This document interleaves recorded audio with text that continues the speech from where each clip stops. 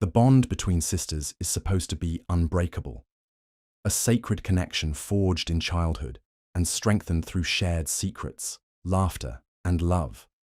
But what happens when that bond becomes twisted into something far more sinister? When two sisters decide that the only way to achieve their dreams is to systematically eliminate every member of their own family. In the quiet suburban neighborhood of Mississauga, Ontario, the Anderson household appeared to be the picture of middle-class normalcy. Linda Anderson worked as a nurse, providing for her 3 children in their modest 2-story home.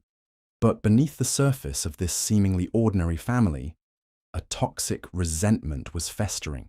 By 2002, her 2 teenage daughters had grown to despise their mother's alcoholism and the financial strain it placed on their lives. While their friends enjoyed swimming pools, designer clothes, and family vacations, Sandra and Elizabeth Anderson watched their mother spend hundreds of dollars each month on alcohol. Money they believed should have been spent on them. The sisters, known to their friends as bright and ambitious students, began to fantasize about a different life. They dreamed of European vacations, expensive cars, and the kind of lifestyle they saw their wealthier classmates living. There was just one obstacle standing between them and their dreams: their mother. And the sisters had discovered that Linda carried a life insurance policy worth $133,000. What started as bitter teenage resentment soon evolved into something far more dangerous. The sisters began conducting methodical research on the internet, searching for ways to kill their mother while making it appear accidental. They studied drowning techniques, researched the effects of various drugs, and calculated exactly how long it would take for someone to die underwater. Their searches were clinical, detached, and chillingly thorough. Sandra, the older sister at 17, emerged as the mastermind of the operation. She convinced her younger sister Elizabeth that their mother's death would solve all their problems. They would inherit the insurance money, gain their freedom, and finally live the life they felt they deserved. The plan they devised was as simple as it was horrifying. They would drown their mother in the family bathtub and make it look like an accident. On the evening of January 18th, 2003, the sisters put their murderous plan into motion. They began by encouraging their mother to drink even more than usual, plying her with liquor throughout the evening. But alcohol alone wasn't enough to ensure their success. They also crushed 6 Tylenol 3 tablets containing codeine and mixed them into her drinks, knowing the combination would slow her heart rate and make her more vulnerable. As the night wore on, Linda Anderson became increasingly intoxicated and drowsy from the deadly cocktail her daughters had prepared.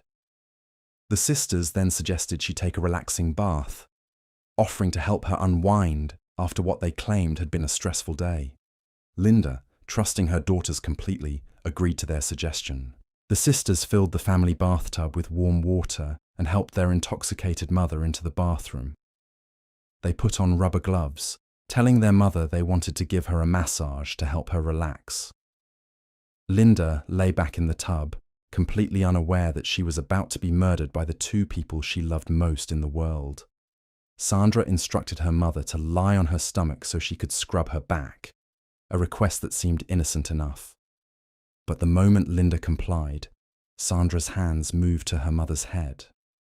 In one swift, decisive motion, she pushed her mother's face down into the water and held it there with all her strength. As Linda struggled desperately beneath the surface, Sandra maintained her grip, watching coldly as the life drained out of the woman who had given birth to her. The murder took exactly 4 minutes.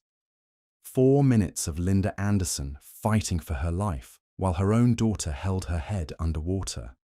When Sandra finally released her grip, Linda was dead.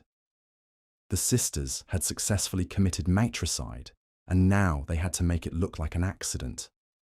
The sisters carefully staged the scene, positioning their mother's body to make it appear as though she had simply slipped and drowned while intoxicated.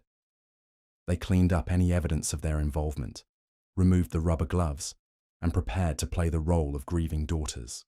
The next morning, they called emergency services, reporting that they had found their mother dead in the bathtub. Initially, their plan worked perfectly. The death was ruled accidental, attributed to Linda's chronic alcoholism and the dangerous combination of alcohol and prescription medication. The sisters collected the insurance money just as they had planned. Sandra received $67,000, while Elizabeth received over $130,000. They were finally free to live the life they had always wanted. But freedom came with an unexpected burden: guilt. As the months passed, the weight of what they had done began to eat sisters, particularly away at the Sandra.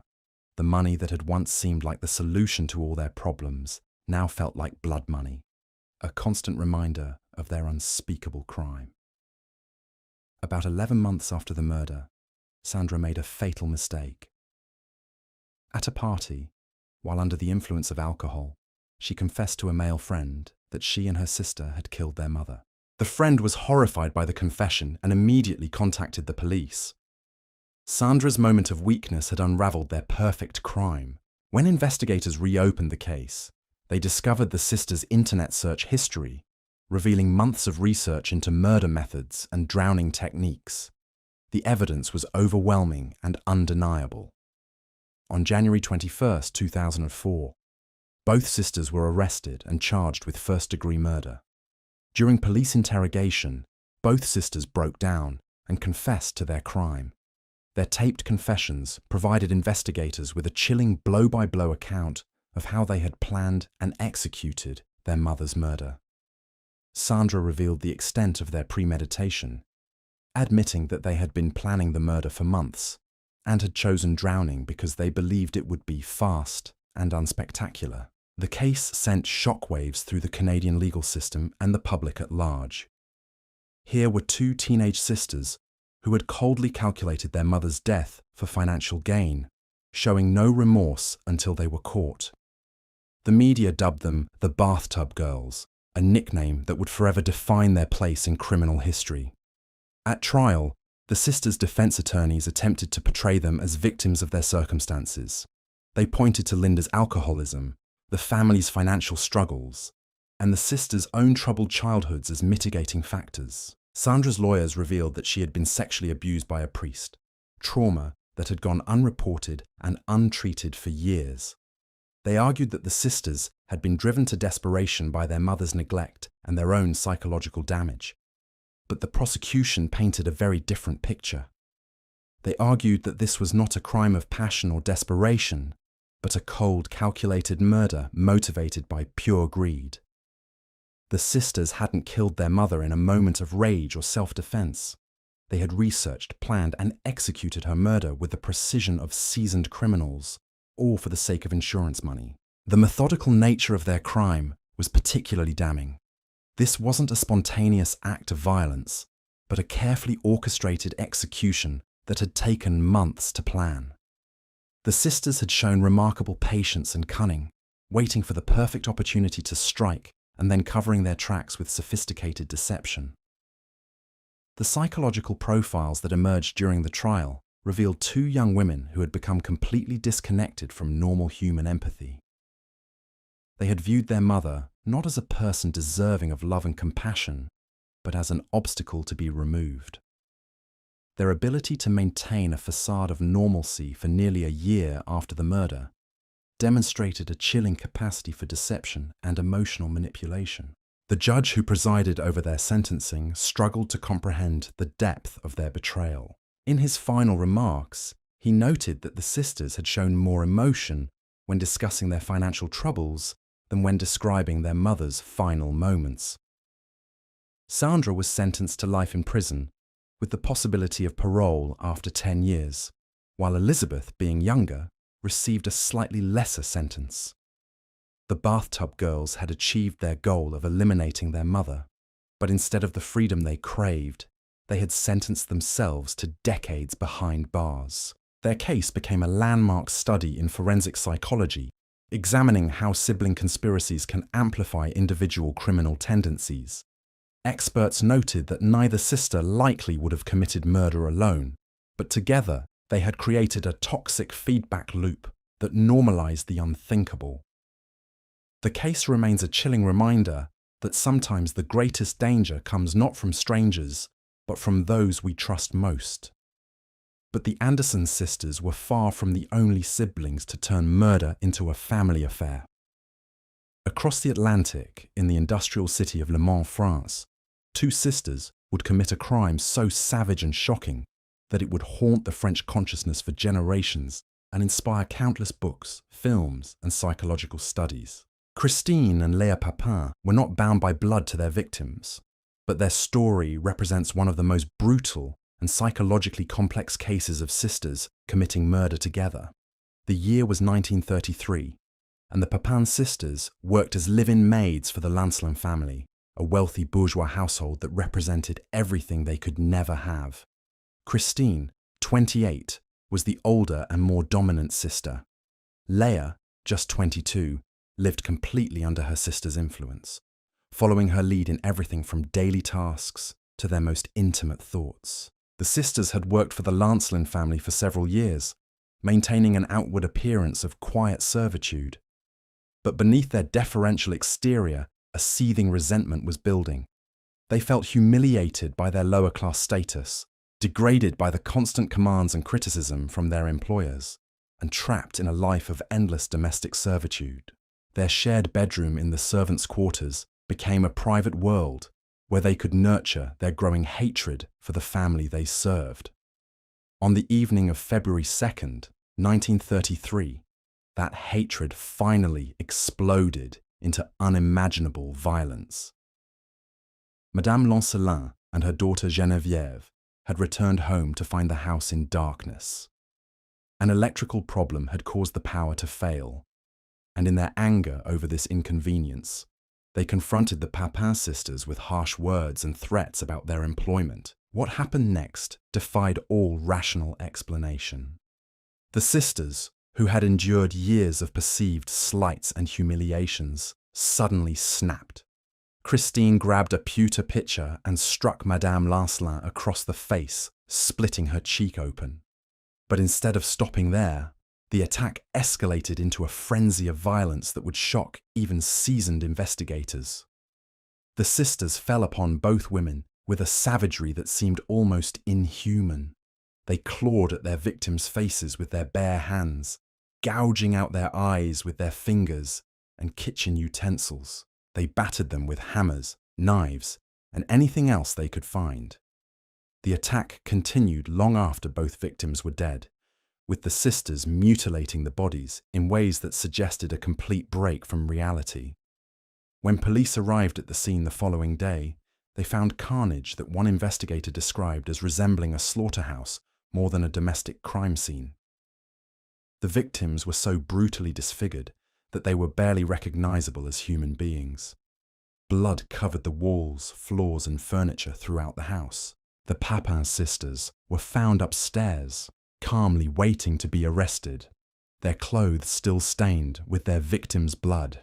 During their interrogation, the sisters showed no remorse for their actions. Christine, speaking for both of them, simply stated that the Lancelin women got what they deserved. She described the murders with that had happened to someone else entirely, an eerie detachment, as if discussing something. Léa remained referring to her older, largely silent, sister, just as she had throughout their lives. The case became a sensation throughout France, not just because of the brutal nature of the murders, but because of what it revealed about class tensions and the psychology of oppression. Intellectuals and writers seized upon the case as a symbol of the working class rising up against their bourgeois oppressors, though few could stomach the extreme violence involved. Psychiatrists who examined the sisters found evidence of what they termed shared psychosis, a rare condition where one person's delusions spread to another, usually someone in a close dependent relationship. Christine appeared to be the dominant personality who had gradually infected her sister with her own paranoid fantasies about their employers. Léa had become so psychologically dependent on Christine that she had lost her own sense of right and wrong. The trial revealed disturbing details about the sisters' backgrounds and their relationship with each other. They had grown up in extreme poverty and dysfunction, with an abusive father and a mother who abandoned them to work as domestic servants from a young age. They had never formed relationships outside of their sisterly bond, creating an insular world where their shared resentments could fester and grow without any outside influence to moderate them. Their defense attorney argued that years of psychological abuse and social humiliation had driven them to temporary insanity. He painted them as victims of a class system that treated working-class women as less than human, arguing that their violent outburst was the inevitable result of systematic oppression and degradation. But the prosecution focused on the premeditated nature of their actions and the extreme brutality they had displayed. They argued that no amount of social injustice could justify the savage mutilation of two innocent women. The sisters had not simply killed their employers in a moment of rage. They had tortured and disfigured them with a cruelty that suggested deep psychological disturbance. The jury was faced with an impossible decision. Were the Papin sisters cold-blooded murderers who deserved the full penalty of the law, or were they themselves victims of circumstances beyond their control? After days of deliberation, they reached a compromise verdict. Christine was sentenced to death, later commuted to life in prison, while Leah received a 10-year sentence. The aftermath of the trial was almost as dramatic as the crime itself. Christine suffered what appeared to be a complete mental breakdown in prison, attempting to gouge out her own eyes in an eerie echo of what she had done to her victims. She died in prison 4 years later, having never shown any remorse for her actions. Leah, meanwhile, served her sentence quietly and was eventually released, disappearing into obscurity and living the rest of her life under an assumed name. The Papin case became a touchstone for discussions about mental illness, class warfare, and the psychology of violence.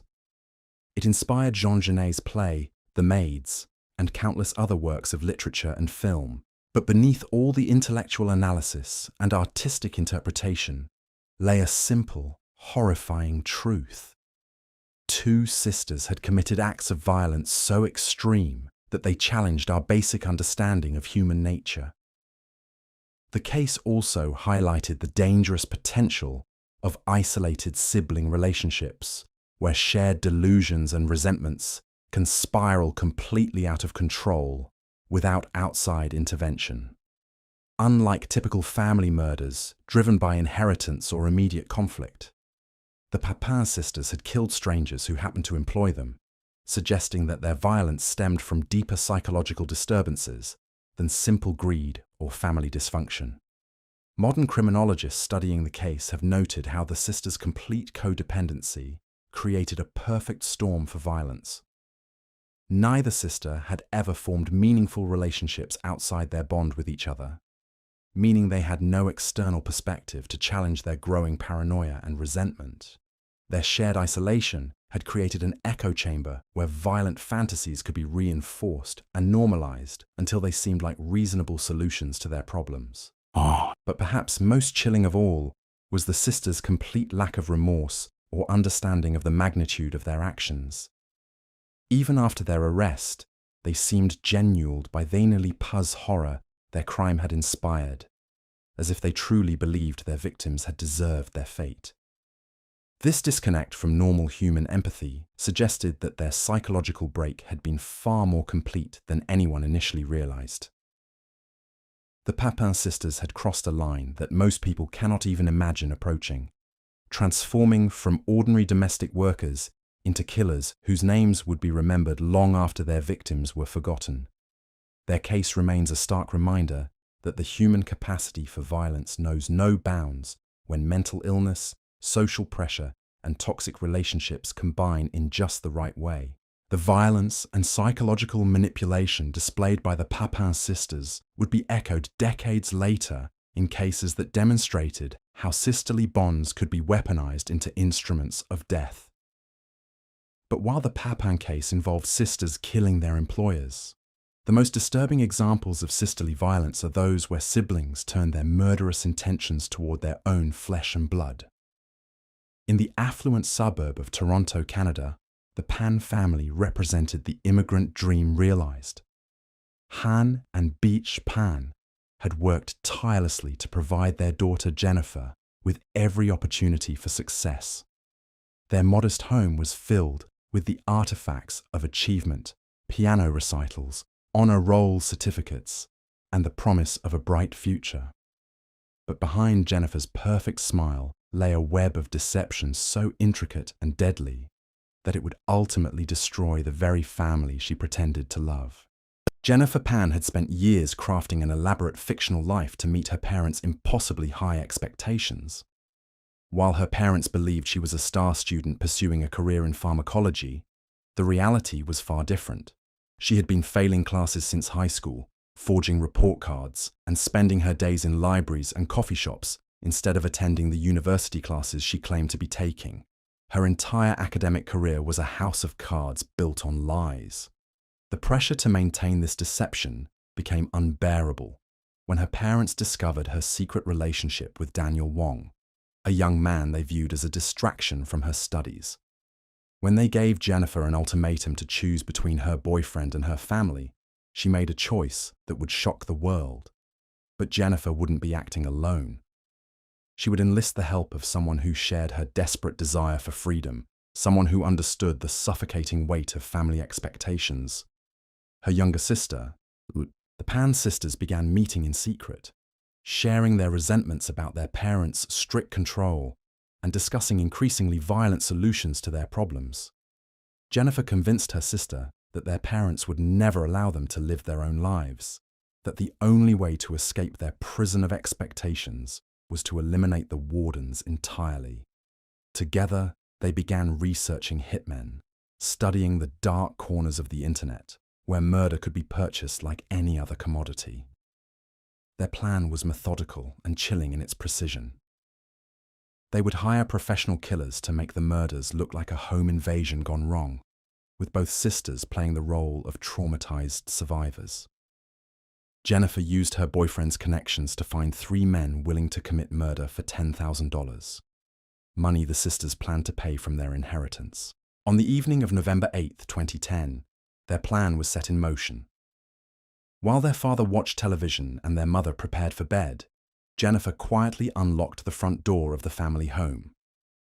At exactly 10:15, 3 masked men entered the house, moving with the confidence of people who knew exactly where to go and what to do.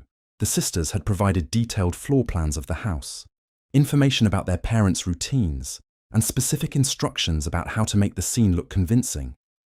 They were tied up in a bedroom while their parents were taken to the basement, where blankets were placed over their heads before they were shot execution style. Beach Pan died instantly from her wounds. Han Pan was shot in the face and shoulder, but somehow survived the attack. What the sisters hadn't counted on was their father's remarkable will to live.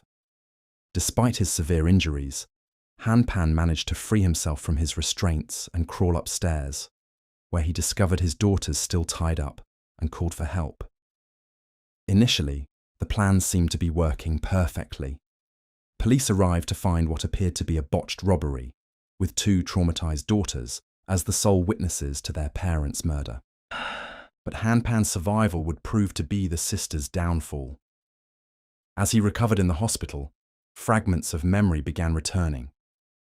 He remembered hearing Jennifer's voice during the attack, speaking to one of the killers in a friendly, familiar tone. He remembered seeing her walking around the house untied while he lay bleeding on the basement floor. Most damning of all, he remembered her asking one of the gunmen if he was dead, her voice showing more curiosity than concern. When police confronted Jennifer with her father's testimony, her carefully constructed story began to crumble. Under interrogation, she eventually confessed to orchestrating the entire plot, implicating her sister as a willing co-conspirator who had helped plan every detail of their parents' execution. The investigation revealed months of preparation, including surveillance of the house, coordination with the hired killers, and detailed discussions about how to divide their inheritance. The sisters had calculated that they would inherit approximately $500,000 from their parents' deaths, money they planned to use to start new lives free from the expectations and control that had defined their existence. They had viewed their parents not as human beings deserving of love and respect, but as obstacles to their happiness that needed to be permanently removed. During the trial, prosecutors painted a picture of two young women consumed by greed and selfishness, willing to commit the ultimate betrayal for financial gain. The defense attempted to portray them as victims of excessive parental pressure, arguing that years of unrealistic expectations and cultural demands had driven them to desperation. But the methodical nature of their planning and the cold calculation involved in hiring professional killers undermined any claim of temporary insanity or emotional disturbance. Jennifer Pan was sentenced to life in prison with no possibility of parole for 25 years. Her sister received a slightly lesser sentence due to her subordinate role in the conspiracy, but both women were condemned to spend the prime years of their lives behind bars. Han Pan, the father who had survived their murder attempt, delivered a victim impact statement that captured the profound betrayal he felt. He said that while he had survived the physical attack, he felt as though he had died that night anyway, losing both his wife and his daughter in a single moment of unthinkable violence. The Pan case sent shockwaves through immigrant communities across North America, forcing parents to confront the dangerous pressure they might be placing on their children to succeed. Mental health experts pointed to the case as an extreme example of how family expectations could warp young minds, turning love into resentment and driving children to see their parents as enemies rather than protectors. But while the Pan sisters had hired others to carry out their murderous plan, another pair of siblings would choose a more direct approach to family annihilation. In the small farming community of Broken Arrow, Oklahoma, the Bever family seemed to embody wholesome American values. David and April Bever were raising 5 children in a modest home, homeschooling them and limiting their exposure to outside influences that might corrupt their innocence. The family lived such a quiet, insular existence that neighbors barely knew their names until the medical examiner released them following one of the most horrific family massacres in Oklahoma history. On the night of July 22, 2015, that peaceful isolation would be shattered by an explosion of violence that would leave 5 family members dead and transform 2 teenage siblings into household names for all the wrong reasons. Robert Bever, 18, and his younger brother Michael, 16, had spent months planning what they called their family project. They had collected an arsenal of knives, hatchets, and body armor, preparing for what they envisioned as the first step in a cross-country killing spree that would make them famous. But their journey to infamy would begin at home, with the systematic slaughter of their own parents and siblings. The brothers had recruited their younger sister Crystal, just 13 years old, to help them carry out their plan. Crystal had grown increasingly resentful of her parents' strict rules and religious devotion, feeling trapped in a household where her every move was monitored and controlled. When her older brothers approached her with their murderous scheme, she didn't report them to their parents or try to talk them out of it. Instead, she agreed to help them execute the people who had given them life. The attack began just after midnight, when the family was settling down for the night. Robert and Michael moved through the house methodically, starting with their parents' bedroom. David Bever, 54, was stabbed at least 28 times as he tried to protect his wife. April Bever, 45, suffered more than 48 wounds from multiple weapons, dying from blunt force trauma and massive blood loss. Crystal's role in the massacre was to prevent her younger siblings from escaping or calling for help. As her brothers moved from room to room, she stood guard, ensuring that no one could flee or alert authorities to the carnage unfolding in their home. 12-year-old Daniel managed to call 911 before he was murdered during the call. His terrified voice captured on recording as his own siblings closed in for the kill. The brothers showed no mercy for their youngest victims, 7-year-old Christopher was stabbed 21 times, while 5-year-old Victoria suffered 23 wounds. The medical examiner would later testify that the children had fought desperately for their lives, their small hands bearing defensive wounds that showed they had tried to shield themselves from their siblings' knives. Only 2 family members survived the massacre. 2-year-old Autumn was overlooked in the chaos, found hiding in a closet hours later. 13-year-old Crystal, despite her role in the planning, ultimately couldn't bring herself to participate directly in the killings and was spared by her brothers, who still harbored some twisted sense of sibling loyalty. When police arrived at the scene, they found a house painted in blood, with bodies scattered throughout multiple rooms. The surviving Bever children initially tried to maintain the fiction that they had been victims of a random home invasion, but their story quickly fell apart under investigation. Crystal eventually confessed to her role in the planning, revealing the months of preparation that had gone into the family annihilation. During interrogation, the siblings showed a chilling lack of remorse for their actions.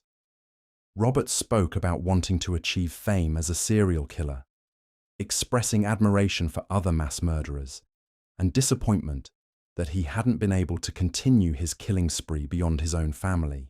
Michael, though younger, displayed an equally disturbing detachment from the magnitude of their crimes. Crystal's testimony provided investigators with crucial details about the planning process and the siblings' motivations. She revealed that the brothers had initially planned to kill the entire family before moving on to attack other families in the neighborhood, with the ultimate goal of surpassing the body counts of famous mass murderers. The family massacre was meant to be their rehearsal for larger-scale violence.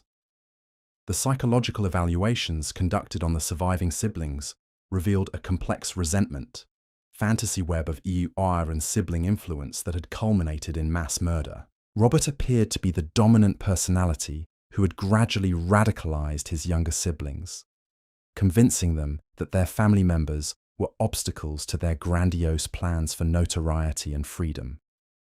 The case highlighted the dangerous potential of sibling conspiracies in isolated families, where shared resentments can escalate without outside intervention or perspective. The Bever children had been homeschooled and had limited contact with the outside world, creating an environment where violent fantasies could be nurtured and normalized without any reality check from external sources. Robert of parole, after being Bever, was sentenced to life in prison without the possibility convicted of 5 counts of first-degree murder. Michael, due to his age, received a life sentence with the possibility of parole after serving decades behind bars. Crystal, as a minor who had cooperated with authorities, received a lesser sentence, but still faced years of incarceration for her role in the massacre. The Broken Arrow murders shocked Oklahoma and the nation, forcing communities to confront the reality that sometimes the greatest danger to a family comes from within. The case became a study in how sibling relationships can become toxic echo chambers, where violent impulses are reinforced rather than challenged, ultimately leading to unspeakable tragedy.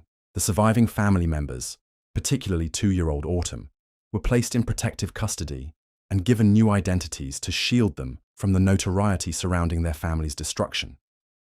The case remains one of the most brutal examples of sibling-perpetrated family annihilation in American criminal history.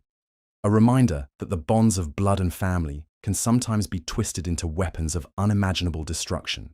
But the Bever case, horrifying as it was, pales in comparison to the methodical cruelty displayed by 2 sisters whose names would become synonymous with one of the most grotesque murders in modern Irish history. In the working-class neighbourhoods of Dublin, Linda and Charlotte Mulhall were known as party girls, who lived life on the edge, drinking heavily and attracting the kind of dangerous men their mother seemed to prefer.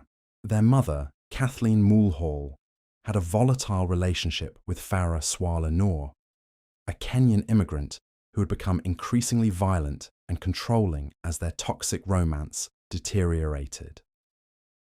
The 40-something mother of 4 had endured years of physical and emotional abuse at Noor's hands, but she seemed unable to break free from the destructive cycle that defined their relationship. On the night of March 20th, 2005, that cycle would finally come to a brutal and permanent end. Linda and Charlotte had been drinking heavily at their mother's flat when Noor arrived in one of his trademark violent moods. What started as another argument quickly escalated into something far more deadly, as the sisters decided they had witnessed their mother's suffering for the last time. The attack began when Charlotte struck Noor with knife, Sal, a Stanley ashing across his face and neck in a moment of explosive rage. But instead of stopping there, the sisters fell into a frenzy of violence that would shock even seasoned investigators. Linda joined the attack, and together the siblings stabbed and slashed their victim repeatedly, their rage fueled by years of watching their mother's abuse. But the murder itself was only the beginning of their grotesque crime. As Noor lay dying on the floor of the small Dublin flat, the sisters made a decision that would earn them a place in criminal history. Rather than call the police or attempt to cover up the killing in conventional ways, they decided to dismember the body and dispose of the pieces throughout Dublin. Using kitchen knives and a hammer, the sisters methodically cut apart Noor's corpse in the bathtub of their mother's flat. They severed his limbs, decapitated him, and even removed his genitals in an act of symbolic castration that spoke to their deep rage over his abuse of their mother. The level of post-mortem mutilation was so extreme that investigators would later describe it as one of the most disturbing crime scenes they had ever encountered. The sisters packed different body parts into plastic bags and spent the following days distributing them across Dublin. They threw some pieces into the River Liffey, dumped others in various parks around the city, and disposed of still more in public waste bins. Noor's head and penis were never recovered, though Linda later confessed that they had thrown the head into trash bins around Phoenix Park. For several days, the sisters maintained the fiction that Noor had simply disappeared after another argument with their mother. They cleaned the flat, disposed of the bloody evidence, and carried on with their lives as if nothing had happened. But their gruesome secret began to unravel when body parts started washing up along the riverbank and being discovered by horrified members of the public. When police linked the scattered remains through DNA testing, they quickly focused their investigation on the Mulhall family. The sisters initially denied any involvement, claiming they had no knowledge of what had happened to Noor. But as evidence mounted and their stories began to contradict each other, the truth finally emerged. Linda eventually contacted investigating officers and confessed to her role in the killing.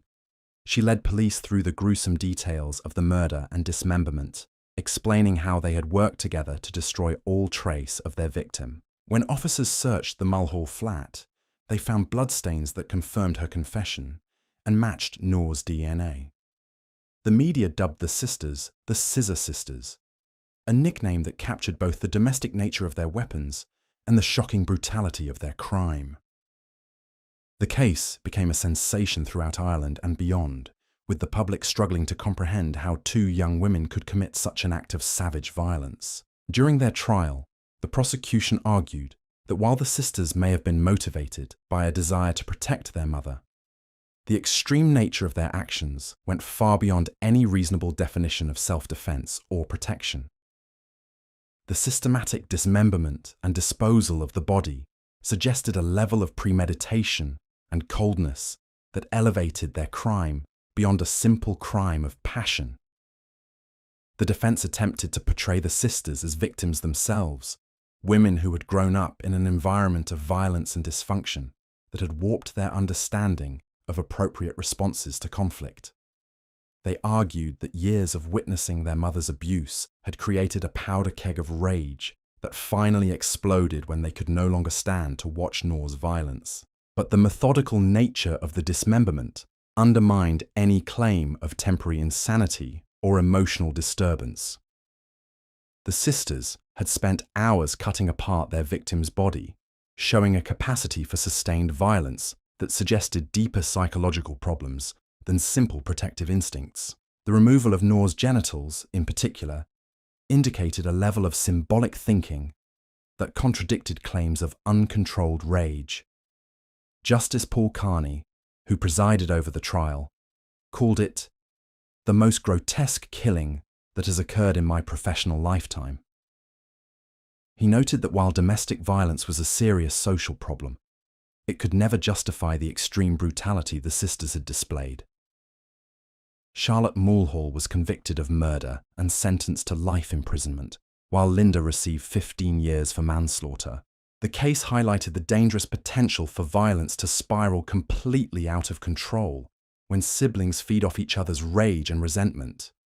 Neither sister likely would have been capable of such extreme brutality alone, but together they created a feedback loop of violence that culminated in one of Ireland's most notorious murders. The Mulhall sisters had crossed every line of human decency, transforming from protectors of their mother into perpetrators of unspeakable violence. Their case remains a stark reminder that even the most understandable motives can lead to actions so extreme that they shock the conscience of society. But while the Mulhall sisters had targeted their mother's abuser, another pair of siblings would turn their violence toward completely innocent family members, demonstrating that sisterly bonds could be weaponized against anyone who stood in the way of their desires. The story of these next sisters would prove that blood relations offered no protection when greed and desperation took control of otherwise ordinary lives. In the rural community of Garden Grove, California, the Brown family appeared to embody the American dream of blended family success. David Brown was a charismatic computer businessman who had built a comfortable life for himself and his fifth wife, Linda, along with his teenage daughter from a previous marriage, Cinnamon. To neighbors and acquaintances, they seemed to be navigating the complexities of modern family life with grace and prosperity. But David Brown was far from the devoted family man he appeared to be. Behind his charming exterior lay the calculating mind of a master manipulator who viewed his family members not as people to love and protect, but as pawns in an elaborate scheme designed to satisfy his greed and lust. At the center of his web of deception were two teenage girls who would become both his victims and his weapons. Living in the Brown household was Linda's younger sister, Patty Bailey, a 17-year-old girl who had become David's secret mistress. Their illicit relationship was a carefully guarded secret that David maintained through a combination of manipulation, threats, and promises of a future together once certain obstacles were removed. The primary obstacle was his wife Linda, whose life insurance policy was worth nearly $1 million. David's plan was as brilliant as it was evil. Rather than risk committing murder himself, he would use his own 14-year-old daughter as his assassin, manipulating her through a campaign of psychological abuse and brainwashing that would transform her from an innocent child into a programmable killer. Cinnamon Brown had no idea that her father was about to turn her into the instrument of his wife's destruction. For months, David subjected Cinnamon to systematic psychological torture, feeding her a terrifying narrative about her stepmother's supposed plans to murder him. He convinced the impressionable teenager that Linda was an evil woman who was plotting to poison him and that only Cinnamon could save his life by acting first. Play had the role of the helpless victim, telling his daughter that she was the only person he could trust, the only one who could protect him from Linda's murderous schemes. The manipulation was sophisticated and relentless. David would show Cinnamon forged documents that seemed to prove Linda's homicidal intentions, create fake scenarios where Linda appeared to be threatening him, and constantly reinforce the message that his life was in immediate danger. He told his daughter that the police wouldn't believe him if he reported Linda's threats would be destroy, and that the family'd unless Cinnamon took decisive action. Cinnamon, desperate to save her father and prove her loyalty, gradually absorbed his poisonous narrative. She began to see Linda not as her stepmother, but as a dangerous enemy who needed to be eliminated before she could harm the father Cinnamon adored. David carefully nurtured this delusion, praising his daughter for her bravery and intelligence, while constantly reinforcing the supposed urgency of the threat they faced. But David's manipulation extended beyond his daughter to include Patty Bailey, who was both his lover and his co-conspirator in the murder plot. Patty had grown to resent Linda's presence in the house, seeing her as an obstacle to her relationship with David and her dreams of becoming his wife. David encouraged this resentment, promising Patty that once Linda was gone, they could be together openly and share in the insurance money that would solve all their financial problems. The relationship between David and Patty added another layer of complexity to the household dynamics. Here was a 17-year-old girl engaged in an illegal relationship with her sister's husband, living under the same roof and participating in the daily routines of family life while secretly plotting the murder of her own sibling. The psychological strain of maintaining such deceptions while planning murder created a powder keg of tension that David expertly managed and directed toward his ultimate goal. On the night of March 19, 1985, David's manipulation finally reached its deadly conclusion. Following her father's detailed instructions, Cinnamon retrieved a handgun from his collection and crept into the bedroom where Linda was sleeping. The 14-year-old girl who had once loved her stepmother now saw her as a mortal threat that needed to be eliminated to protect her father's life. Cinnamon shot Linda twice, killing her instantly as she slept. But David's plan didn't end with the murder. He had devised a cruel second act designed to make Cinnamon appear to be a tragic, emotionally disturbed victim rather than a calculating killer. He forced his daughter to take an overdose of pills to simulate a suicide attempt, instructed her to write a note expressing her despair, and then had her tie herself up in the family's dog kennel in the backyard.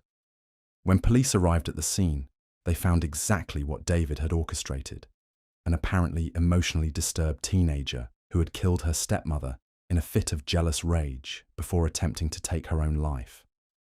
The scenario was perfectly crafted to generate sympathy for acting any Cinnamon while DFL. The initial investigation precedes suspicion from David himself, exactly as David had planned.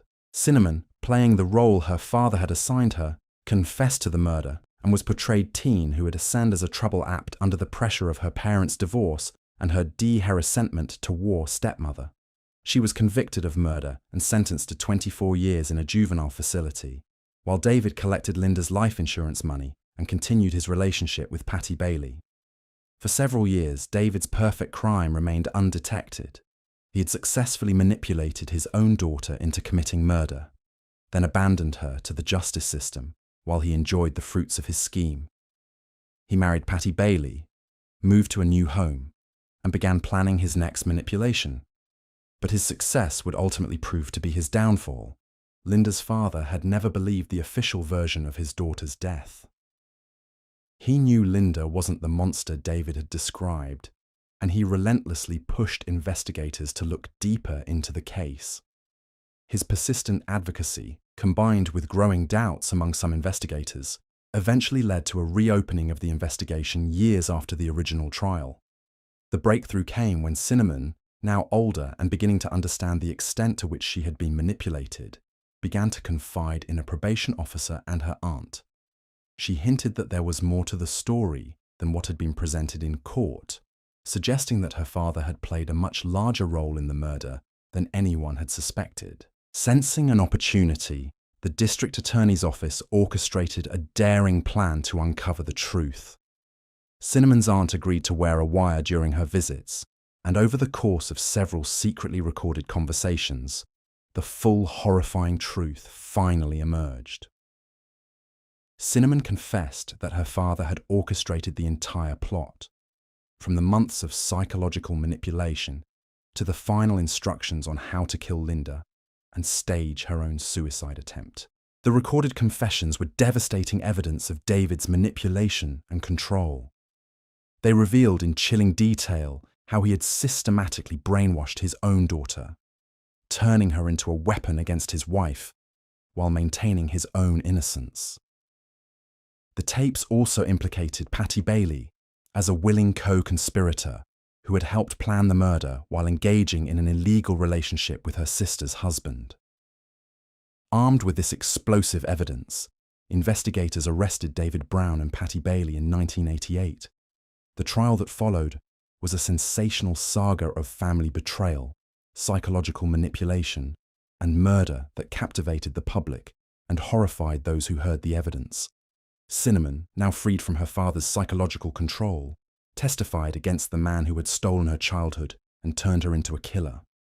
Her testimony was devastating and heartbreaking. She described in detail how her father had manipulated her emotions, fee information. Her false about Linda's supposed threats justified her that murder was not only and gradually convinced but necessary to protect the family. She explained how David had rehearsed every aspect of the crime with her, from the actual shooting to the staged suicide attempt that was designed to make her appear mentally unstable. The courtroom was stunned by the revelation that a father could so completely manipulate and abuse his own child, using her love and trust as weapons against his wife. Cinnamon's testimony revealed the sophisticated nature of David's psychological abuse, showing how he had systematically destroyed her ability to distinguish right from wrong by creating a false reality where murder seemed like the only rational choice. David Brown was convicted of first-degree murder and sentenced to life in prison without the possibility of parole. Patty Bailey was also convicted for her role in the conspiracy, receiving a substantial prison sentence for her participation in the murder plot and her illegal relationship with David. The convictions brought some measure of justice to Linda's family and vindicated their long-standing belief that the original investigation had missed the truth. Cinnamon Brown, in recognition of her cooperation and the extreme psychological abuse she had suffered, was released from custody in 1992 after serving just 7 years. She had been both a perpetrator and a victim, a killer and a pawn in her father's deadly game. Her case became a landmark study in psychological manipulation and child abuse, demonstrating how sophisticated predators could turn their own children into weapons. The Brown case revealed the terrifying potential for family members to exploit the trust and love that should define parent-child relationships. David Brown had weaponized his daughter's devotion, using her natural desire to please and protect him as the foundation for an elaborate murder scheme. His manipulation was so complete that Cinnamon had genuinely believed she was saving her father's life when she pulled the trigger. As of today, Cinnamon Brown lives under a new identity, having spent decades trying to rebuild a life shattered by her father's manipulation. She has married, had children, and worked to overcome the trauma of being used as an instrument of murder by the person who should have protected her above all others. Her story serves as a cautionary tale about the devastating effects of psychological abuse and the lengths to which manipulative individuals will go to achieve their goals. David Brown died in prison in 2014, taking his secrets and his manipulations with him to the grave. But his legacy lives on in the damaged lives of those he used and betrayed, particularly his daughter, who must live forever with the knowledge that she was turned into a killer by the person she trusted most. The case remains one of the most chilling examples of how family relationships can be twisted into instruments of death, and how even the strongest bonds of love and trust can be corrupted by those with evil intentions. The manipulation and control exercised by David Brown over his daughter represents an extreme example of how authority figures can exploit vulnerable family members to commit acts of violence. But our next case would demonstrate that sisters don't always need outside manipulation to turn against their own families. Sometimes the seeds of violence grow naturally from resentment, greed, and the toxic dynamics that can develop between siblings who see each other not as allies, but as competitors for limited resources and attention. In the picturesque town of Medicine Hat, Alberta, Canada, the Richardson family lived what appeared to be a quiet, unremarkable life. Mark and Deborah Richardson were devoted parents to their 2 children, 12-year-old Jasmine and 8-year-old Jacob, maintaining a comfortable middle-class existence in their modest home. But beneath the veneer of suburban normalcy, their eldest daughter was cultivating a secret relationship that would transform her from an innocent child into the architect of her family's destruction. Jasmine Richardson was, by all accounts, a typical preteen navigating the awkward transition between childhood and adolescence. She attended school regularly, maintained decent grades, and seemed to enjoy normal relationships with her classmates and teachers. But in the spring of 2006, she encountered someone who would fundamentally alter the trajectory of her young life and seal her family's fate. Jeremy Steinke was 23 years old, a troubled outcast with a gothic persona who frequented punk rock shows and harbored disturbing fantasies about violence and death. He told his friends and online acquaintances that he was a werewolf who enjoyed the taste of blood, weaving elaborate stories about his supernatural nature and his connection to dark forces. When he met 12-year-old Jasmine, he found someone young and impressionable enough to be drawn into his twisted world. Their relationship blossomed primarily online, through websites like vampirefreaks.com, where they could explore their shared fascination with death, violence, and the macabre. They exchanged hundreds of messages, creating a private universe where they were star-crossed lovers persecuted by a world that didn't understand their profound connection. Jasmine, desperate for attention and validation, absorbed Jeremy's dark philosophy and began to see herself as part of his supernatural realm. When Mark and Deborah Richardson discovered their 12-year-old daughter's relationship with a man nearly twice her age, they reacted with the protective instincts of any responsible parent.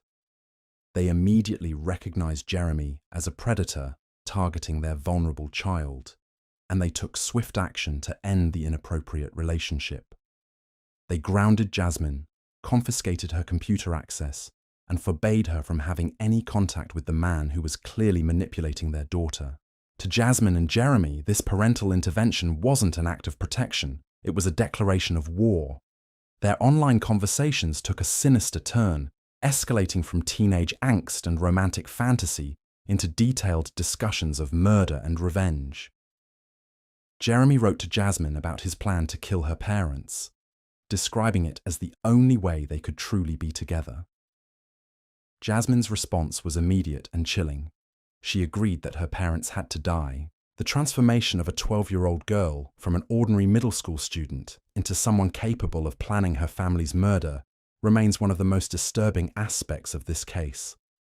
Mental health experts would later struggle to understand how someone so young could develop such complete detachment from normal human empathy, particularly toward the people who had given her life and devoted themselves to her care.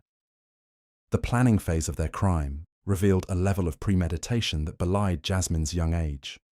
She provided Jeremy with detailed information about her family's routines, the layout of their home, and the best times to carry out their attack. She discussed which family members would be easiest to kill first, and how they could ensure that no one escaped or called for help. These weren't the impulsive fantasies of an angry child. They were the calculated preparations of someone who had completely embraced the idea of murdering her own family.